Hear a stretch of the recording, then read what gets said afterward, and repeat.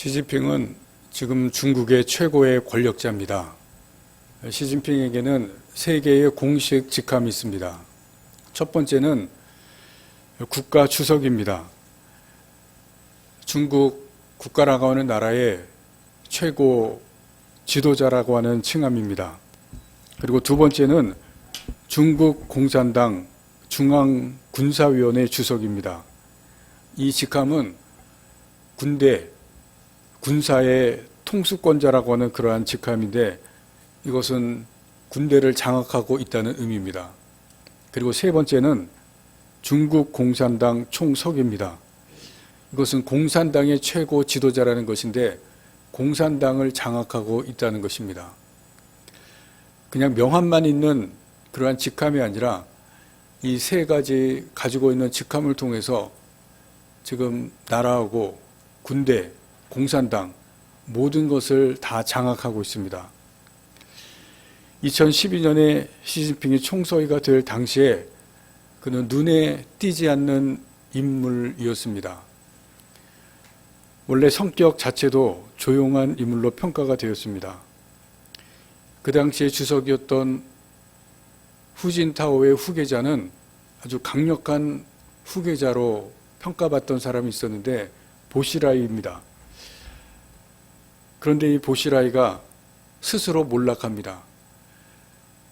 치열한 권력 암투가 벌어지고 그리고 이쪽 저쪽 파벌에도 속하지 않은 이 시진핑이 주석으로 올라가게 됩니다. 시진핑이 자기 세력이 없고 내성적이라는 평가를 받을 정도로 무색무취, 아무런 특색이 없는 그러한 인물이었습니다. 온화한 성격으로 스스로 자기 몸을 낮추면서 사람들에게 드러나지를 않았습니다. 안정적인 지향으로 평가가 되어서 당내 여러 가지 계파들이 시진핑을 주석으로 세우면 나라에 안정적으로 이끌어갈 수 있겠다고 평가를 했습니다. 그래서 선출이 됩니다. 소위 말해서 쉽게 말하면은 허수아비 나라 지도자를 세운 겁니다.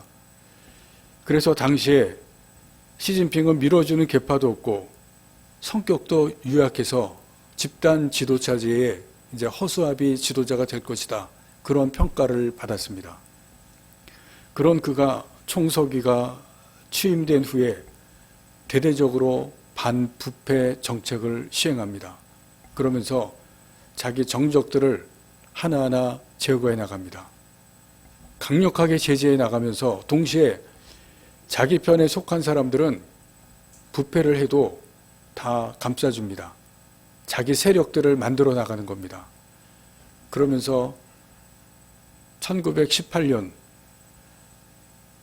뉴스를 통해서 아시겠지만 개헌을 합니다. 국가 주석직은 3번 이상 맡을 수 없다. 이 조항을 삭제해버립니다. 그리고 1인 독재, 그리고 종신 집권 선언합니다. 공산국가에서는 이 중국에서는 있을 수 없는 그러한 일을 실행을 합니다. 집단 체제를 1인 독재 체제로 만든 것입니다. 그리고 대대적인 개인 우상화 작업을 밀어붙였습니다. 그리고 그 후로 중국에는 사회적인 자유가 퇴보가 되었다고 합니다. 자신을 비판하는 사람들, 언론인들, 명사들 잡아들이고 그리고 납치했습니다. 언론과 집회의 자유를 통치했습니다. 지금 중국에서 일어나고 있는 일 중에서 가장 위협적인 게 무엇이냐면 빅데이터입니다. 거리 곳곳에 수많은 곳에 CCTV를 설치해서 사람들이 무엇을 하는지를 다 봅니다. 그리고 우리나라와 같은 주민등록증을 등록을 하는데 우리나라와 같이 지문으로 하는 것이 아니라 얼굴 인식으로 합니다.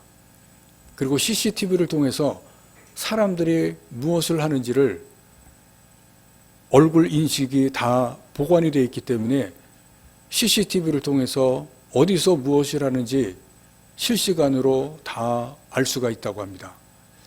그리고 또 하나는 우리나라는 아직까지도 스마트폰으로 결제를 하는 것이 중국만큼 발달이 안 돼 있습니다. 뉴스를 통해서 아시는 분들은 아시겠지만 길거리 거린들도 스마트폰으로 돈을 받는다고 할 정도로 스마트폰 결제가 우리나라보다 더 활발하게 지금 발달이 돼 있습니다. 그런데 그 스마트폰으로 결제하는 것이 국가에 다 보관이 됩니다. 다 기록이 됩니다. 빅데이터입니다. 이것을 통해서 국민들을 철저하게 통제하고 있는 것입니다. 모든 것들이 다 데이터로 보관이 되고 빅데이터화 되기 때문에 철저한 국민의 통제가 이루어집니다. 국민들을 완전히 통제하려는 계획을 하고 있고 그것이 하나하나 실현되어져 가고 있습니다. 무엇보다 당혹하고 또 무서운 것은 기독교 탄압입니다. 시진핑이 주석이 되고 나서 기독교 탄압이 아주 심해져 가고 있는 것이 뉴스에 계속해서 나오고 있습니다. 2018년 2월 달에 종교사무조례라는 것을 개정을 했습니다.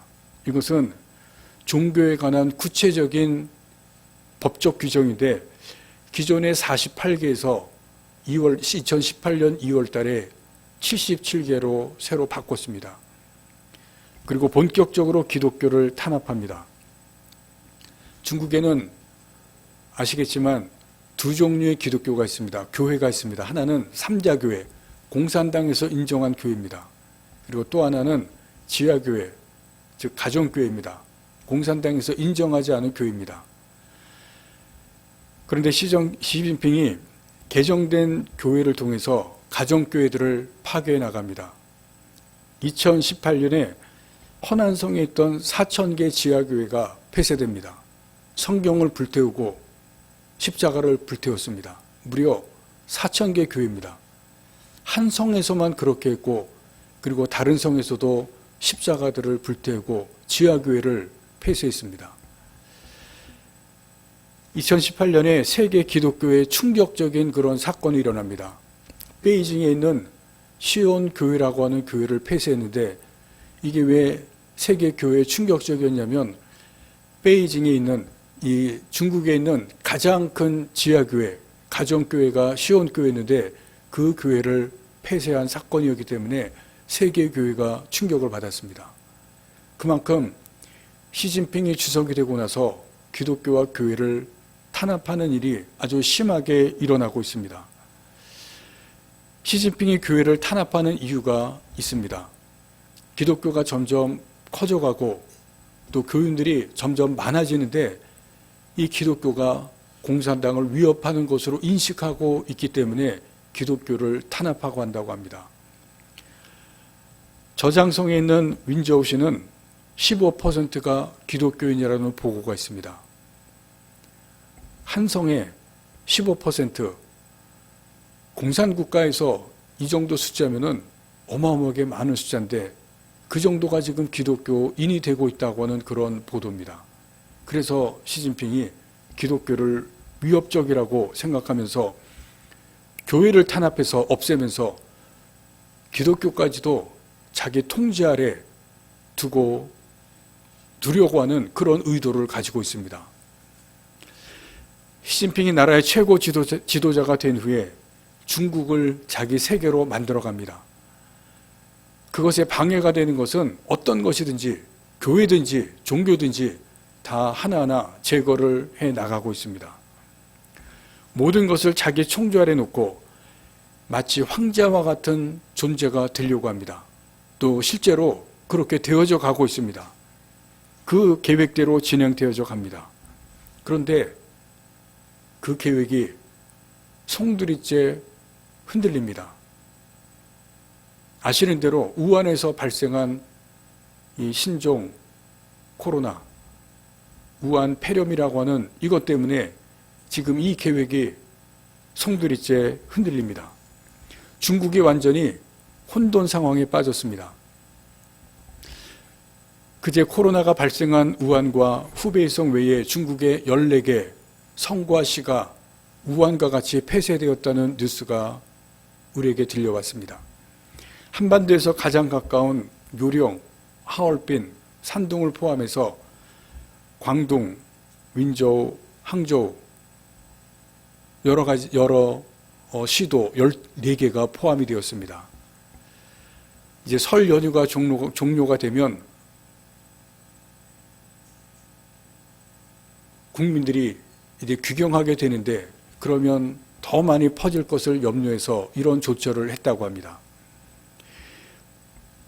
시진핑 주석이 나라와 국민들을 통제할 수 있다고 생각을 했는데 전혀 통제가 안 됩니다. 생각대로 계획대로 되지가 않는 것입니다. 그런데 그 원인이 공교롭게도 바이러스입니다. 바이러스는 지금까지 알려진 생명체 중에서 가장 작은 생명체라고 합니다.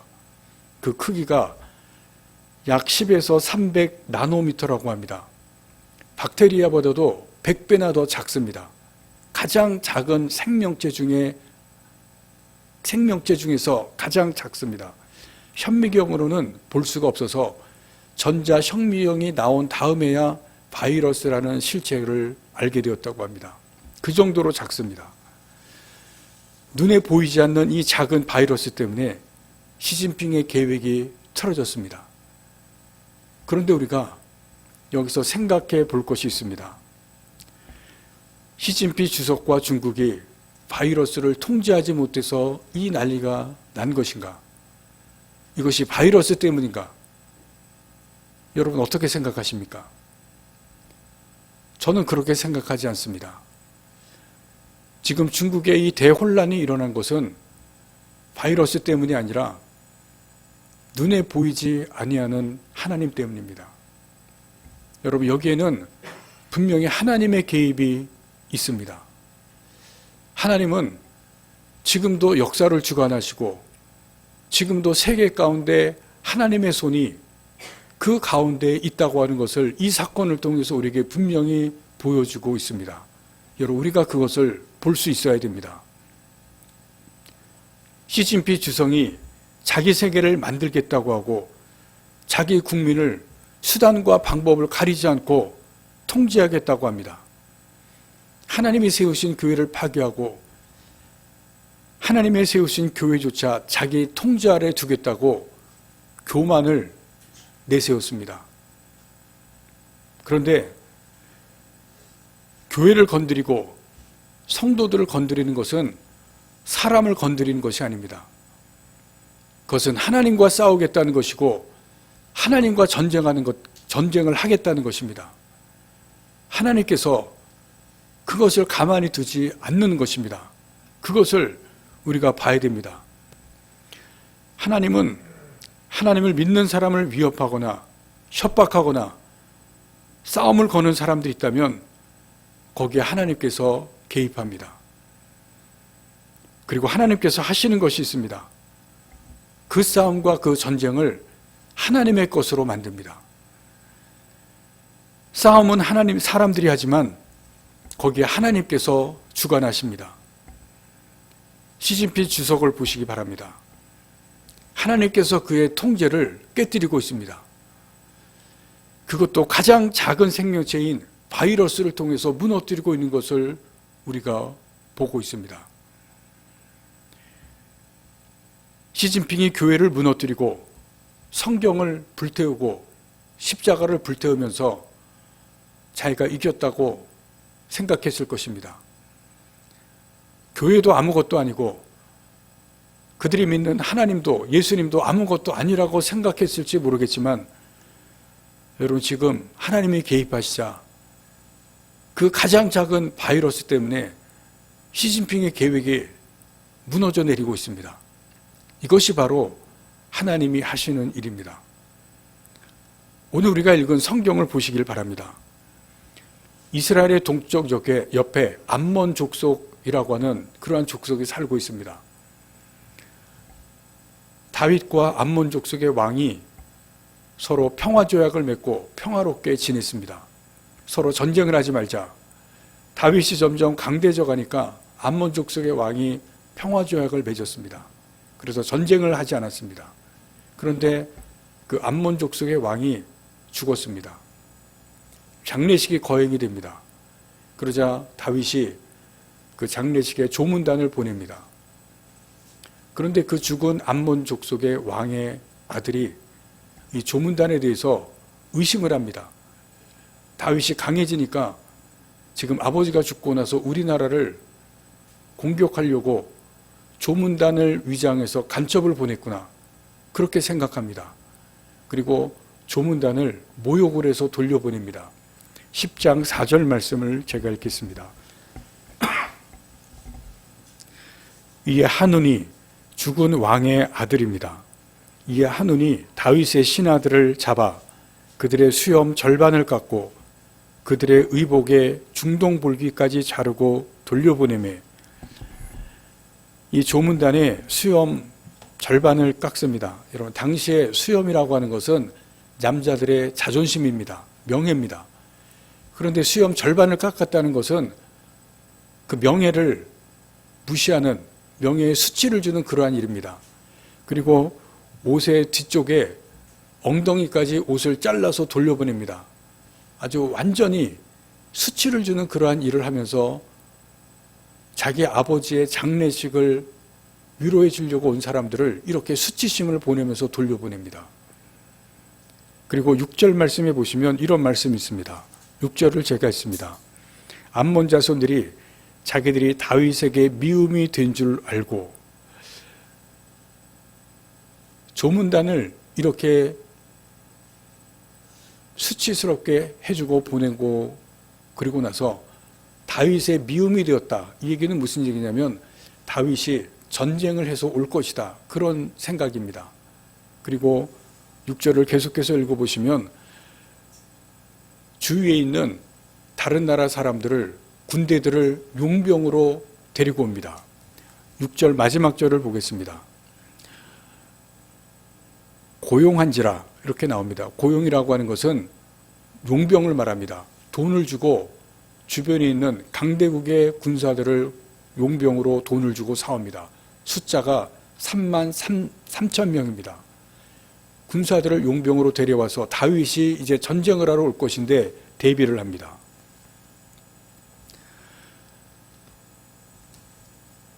다윗은 7절 말씀해 보시면 다윗이 듣고 요압과 용사의 온 무리를 보내매 다윗도 이 용병을 고용한 것을 보고 군사를 보내는데 요압과 용사의 온 무리라고 되어 있는데 용사의 온 무리는 군사를 전체를 보낸 것이 아니라 용사들 중에 선별해서 소수 정예부대만 보내는 것을 말합니다. 요압이 상대는 3만 3천 명의 이 고용한 부대, 그리고 암몬 족속도 같이, 또 다른 암몬 족속이 같이 있는 그러한 군대인데 요압이 소수 정예 부대만 이끌고 전쟁하러 나갑니다. 숫자가 절대적으로 부족합니다. 소수만 가지고 상대의 많은 부대를 이제 싸워서 전쟁을 해야 됩니다. 그런데 9절에 이런 말씀이 또 있습니다. 9절 말씀을 봅니다. 요압이 자기와 맞서 앞뒤에 친 적을 보고, 앞뒤에 친 적이라고 하는 것은 요압이 지금 앞과 뒤에 적군이 있다는 것입니다. 포위가 된 상태를 이렇게 말하고 있습니다. 상대방이, 적군이 이스라엘 요압 군대를 보니까 숫자가 작습니다. 그러니까 앞뒤에 포위를 하고 단번에 공격을 하면 이 적은 숫자를 이길 수 있다고 판단을 하고 요압 군대를 포위를 한 것입니다. 요약해서 다시 설명을 드리자면 이런 말씀입니다. 이스라엘 군대는 적은 정예부대만을 가지고 나가서 전쟁을 합니다. 그런데 막상 나가니까 적의 많은 군대가 요압의 작은 군대를 앞뒤로 포위를 한 겁니다. 요압은 지금 적은 군대로 결사적으로 모든 힘을 다해서 싸우지 않으면 질 수밖에 없는 이러한 상황에 놓여 있습니다. 비장한 각오로 전쟁을 해야만 되는 그러한 상황입니다. 그런데 전쟁의 결과를 보시면 의외의 결과가 나옵니다. 요압이 이 적은 군대를 가지고 포위가 된 상태에서 전쟁에서 승리를 합니다. 13절, 14절 말씀을 봅니다. 요압과 그와 함께한 백성이 아람 사람을 대항하여 싸우려고 나아가니 그들이 그 앞에서 도망하고 암몬 자손은 아람 사람이 도망한 걸 보고 그들도 아비스 앞에서 도망하여 성읍으로 들어간지라. 요압 군대가 적은 숫자지만 포위가 되었지만 전쟁에서 이기는 그러한 상황이, 그런 결과가 나옵니다. 왜 이런 결과가 나왔을까? 이유가 무엇일까? 적은 군대로 많은 군대를 상대하고 그리고 포위까지 되었는데 요압 군대가 이긴 이유가 무엇일까? 객관적으로는 질 수밖에 없는 상황인데 전혀 다른 결과가 나옵니다. 그 이유는 누구를 의지했느냐 하는 것입니다. 암몬 족속은 강한 군대를 의지하고 강한 군대를 용병으로 데리고 옵니다. 그러나 요압은 하나님을 의지하는 것을 볼 수가 있습니다. 12절 말씀을 보시면 요압이 동생에게 이런 말을 합니다. 12절 말씀을 봅니다. 너는 담대하라. 우리가 우리 백성과 우리 하나님의 성읍들을 위하여 담대히 하자. 여호와께서 선히 여기시는 대로 행하시기를 원하노라. 여러분, 이 말씀을 보시면 요압이 동생에게 이런 말씀을 합니다. 우리 백성과 우리 하나님의 성읍을 위하여 담대히 하자. 우리 백성과 우리 성읍이라고 해도 될 텐데 우리 하나님의 백성이라고 말을 합니다. 이것은 우리가 사는 이 땅은 우리 하나님의 약속의 땅이라는 것이고 하나님의 땅이라는 것입니다. 우리가 사는 이 성은 하나님의 성이라는 그러한 이야기입니다. 요압의 하나님에 대한 믿음의 고백입니다. 하나님의 성이기 때문에 하나님께서 지켜주신다는 확신입니다. 그리고 이 전쟁도 하나님께서 함께 하신다는 그러한 믿음입니다. 내가 사는 이 영역, 내가 사는 지금 이 전쟁, 하나님께서 분명히 같이 해주시고 함께 하신다는 그 믿음이 있고 그런 믿음으로 전쟁을 하겠다는 것입니다. 여러분, 전쟁이라는 것이 무엇입니까? 전쟁은 목숨을 걸고 하는 것입니다. 전쟁에서 지면 내가 가지고 있는 것, 내가 가지고 있는 땅, 그리고 전쟁하는 사람들 다 잡혀갑니다. 그리고 이기면 내가 다 뺏어오는 것입니다. 모든 것을 다 하고 걸고 하는 것이 전쟁입니다. 근데 요압이 지금 이 전쟁에서 전쟁을 하는 이 곳에 하나님께서 여기에 함께 계시는, 그리고 하나님께서 이 전쟁을 주관하시는 그것을 인정하고 있습니다. 무슨 얘기냐면 주권에 관한 것입니다. 이 전쟁에서 하나님의 주권을 인정하고 이 전쟁의 모든 것은 하나님께서 주관하신다는 것을 인정하고 전쟁을 합니다. 그럴 때 하나님께서 전쟁의 승리를 요압에게 주십니다. 지금 여기에서 주권에 관한 문제를 우리가 봅니다. 지금 이 전쟁을 하는 이 영역, 전쟁을 하는 이곳, 그리고 전쟁이라고 하는 이것, 모든 것은 하나님께 주권이 달려있다. 하나님의 주관이다. 그것을 요압이 인정할 때 하나님께서 전쟁에 관한 모든 것을 하나님께서 요압에게 승리를 주시는 것을 봅니다.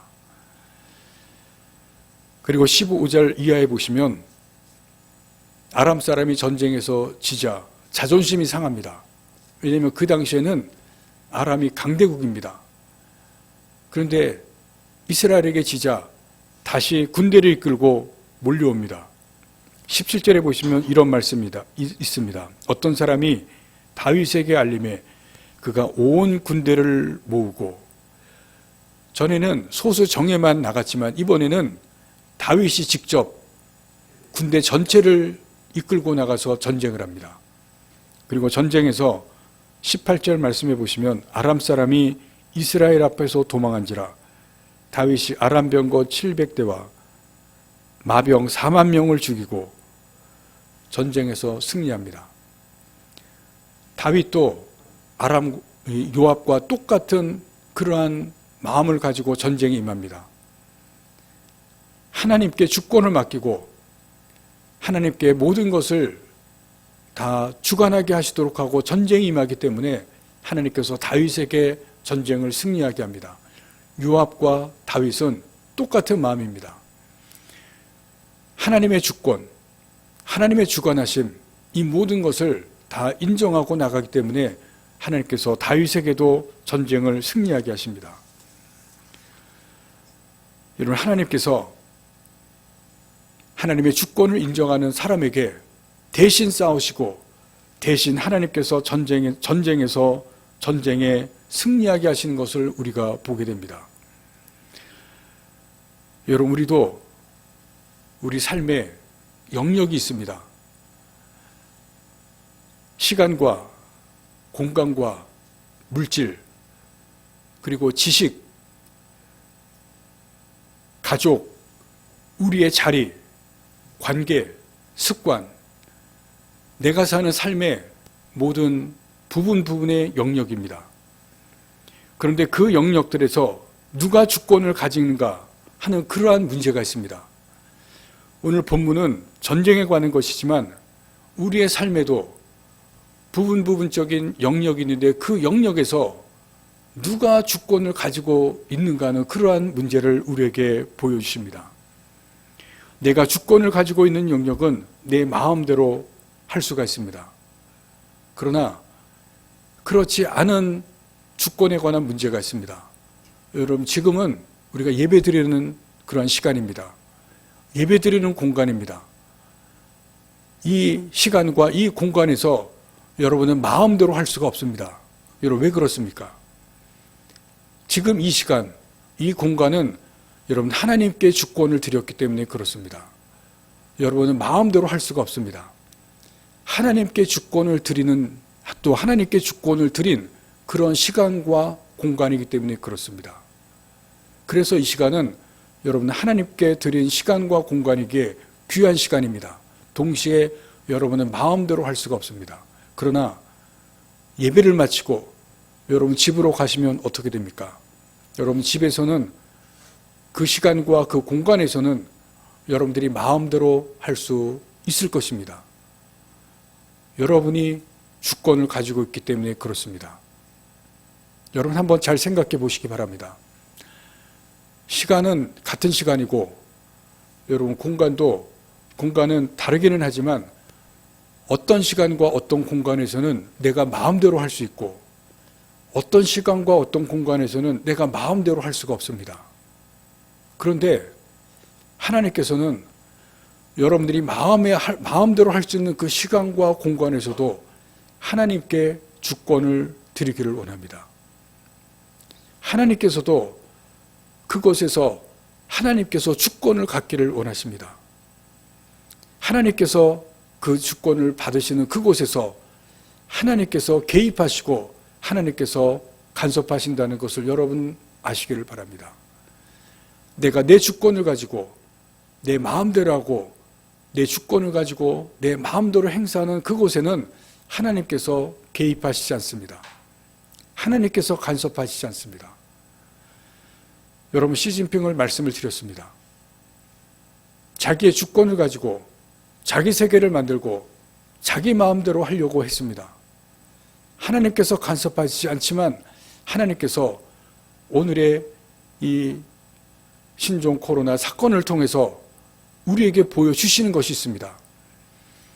하나님께서 간섭하시고 역사하시고 하나님께서 역사를 주관하시는 분이라고 하는 것을 우리에게 분명히 알게 하시고 가르쳐 주십니다. 그리고 하나님께서 오늘 본문을 통해서 말씀하신 것이 있습니다. 하나님께서 하나님께 주권을 드리고 하나님께 그 주권을 드리는 그 부분에는 하나님께서 개입하시고 하나님께서 역사하신다는 것을 우리에게 분명히 가르쳐 주시고 알게 하십니다. 여러분, 아브라함이 아들의 영역에서 하나님의 주권을 인정하지 않은 때가 있습니다. 자기의 주권을 내세운 때가 있었습니다. 언제냐면 여종 하갈을 통해서 아들을 낳은 때입니다. 하나님께서 아들을 주시겠다고 하셨는데 아들이 계속 주어지지가 않습니다. 그러자 여종을 통해서 아들을 낳습니다. 그때는 자기의 주권을 내세운 때입니다. 하나님의 주권을 인정하지 않았습니다. 여종을 통해서 아들을 낳고 그리고 행복했습니다. 그런데 하나님께서 아브라함이 99세 때 나타나십니다. 그런데 그때가 언제입니까? 아브라함이 99세 때, 아내가 98세 때는 아브라함이 아들을 낳지 못할 때입니다. 낳을 수가 없을 때입니다. 불가능할 때입니다. 그때는 아브라함이 하나님의 주권을 인정할 수밖에 없을 때입니다. 아브라함이 자기의 주권을 포기할 수밖에 없을 때입니다. 하나님께서 그때 나타나셔서 아브라함에게 하나님의 주권을 인정하게 합니다. 자기의 주권, 아들에 관한 자기의 주권을 인정하지 않을 수 없을 때입니다. 인정하지 않고 포기할 수밖에 없을 때입니다. 그때 하나님께서 나타나셔서 하나님의 주권을 인정하게 합니다. 그리고 아들을 주십니다. 여러분, 이것을 잘 보셔야 됩니다. 99세에 자기의 주권을 포기할 수밖에 없을 때, 하나님의 주권을 인정할 수밖에 없을 때 하나님께서 나타나셔서 아들을 주십니다. 아브라함이 불가능할 때, 아들을 낳을 수 없을 때, 하나님의 주권을 인정할 수밖에 없을 때 하나님께서 그에게 아들을 주십니다. 야곱도 마찬가지입니다. 야곱이 재물에 관해서, 재산에 관해서 자기의 주권을 고집합니다. 야곱의 인생을 보시면 야곱은 자기의 집을 떠나서 외삼촌의 집에 갔을 때 재산에 집착합니다. 자기의 재물을 불리려고 노력합니다. 재물에 관한 자기의 주권을 인정합니다. 그리고 거기에 집착합니다.